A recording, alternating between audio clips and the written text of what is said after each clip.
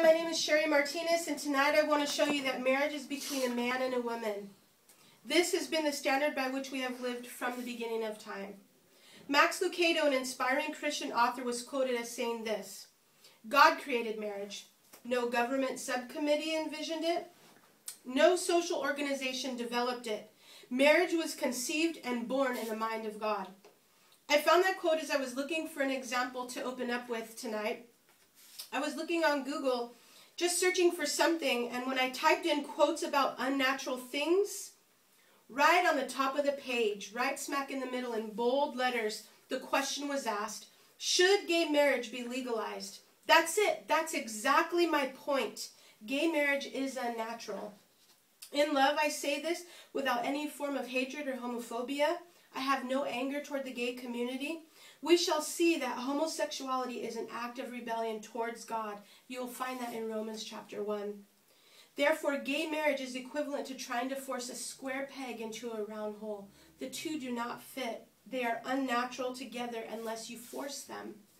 As Christians, it's our duty to protect the biblical definition of marriage between a man and a woman.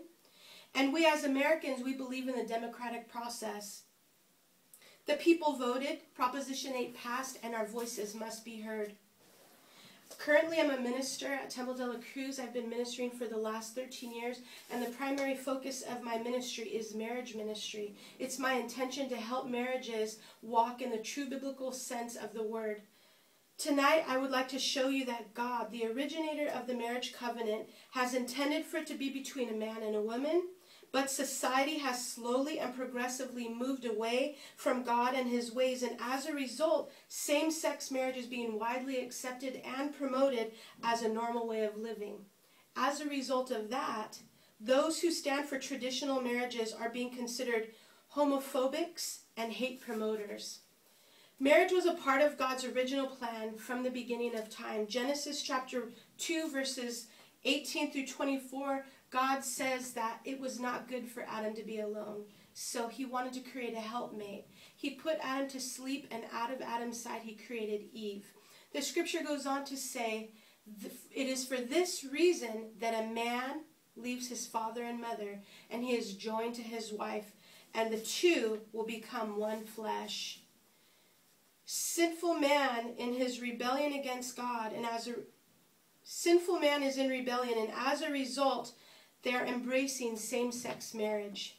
The more progressive a society claims to be, the farther away from God and his principles they go. Romans chapter 1, verses 25 through 27 says this: They exchanged the truth about God for a lie, and they worshipped and served the created things rather than the Creator. How does this manifest? By abandoning natural relations, women burned with lust against women, and men with lust against men, and committed shameful acts in their bodies with each other. Now, traditional marriage is considered an enemy of progression. In an article dated March 24th, 2013 in the Christian News Network, CEO of Starbucks and his officials said this: if you support the biblical views of marriage, you can sell your stocks and buy some somewhere else. And then we know the story of the Chick-fil-A president, Dan Cathy. He simply stated, we are very much supportive of the family, the biblical definition of the family unit. As a result of that very simple statement, he and those working for him were dubbed hate mongers by supporters of gay marriage. Hate mongers, simply because he wanted to stand for the truth. We can clearly see in the scriptures that God, the originator of marriage, intended for it to be enjoyed by a man and a woman only. Sin and rebellion of mankind has distorted this original purpose, and now as a result, in direct opposition to God, man is attempting to deform this covenant by imposing its rebellious and selfish will upon it, distorting its original purpose and meaning. This ought not to be. Marriage was intended to be a sacred union, one man and one woman from its inception. As Christians, it's our obligation to take a stand and to speak the truth in love. This is our call. This is our duty. Located in the pages of the Defense of Marriage Act, also known as Proposition 8, a proposition that Californians voted in, it says this: marriage means only a legal union between one man, one woman, and the word spouse refers only to a person of the opposite sex who is a husband or a wife. This is what God intended. This is how it should remain. Thank you.